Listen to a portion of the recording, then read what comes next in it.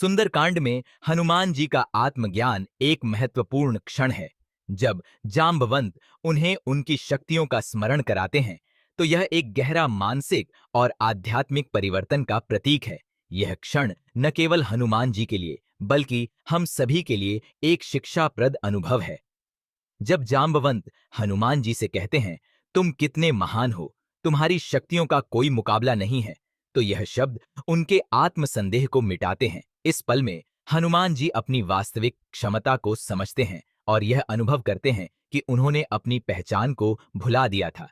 यह हमें यह सिखाता है कि हम सभी के भीतर अद्भुत शक्तियां हैं, जिन्हें पहचानने की आवश्यकता है। कभी-कभी हम कठिनाइयों में फंसकर अपने आप को असमर्थ समझने लगते हैं। हनुमान जी का यह अनुभव हमें यह समझाने में मदद करता है कि आत्मविश्वास और आत्मज्ञान ही सच्चे साहस के स्रोत हैं।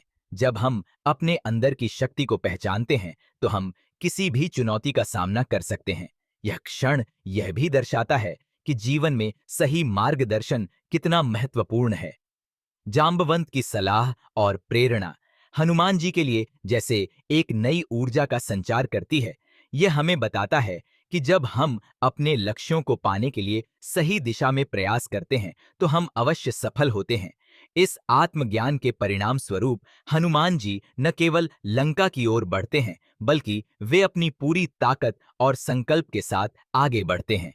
यह कहानी हमें सिखाती है कि अपने भीतर की शक्तियों का अनुभव करना और उन्हें सही दिशा में लगाना हमारे जीवन का उद्देश्य होना चाहिए। इसलिए हनुमान जी का आत्मज्ञान हमें यह सिखाता है कि आत्मविश्वास, मार्गदर्शन और दृढ़ संकल्प के साथ हम किसी भी लक्ष्य को प्राप्त कर सकते हैं।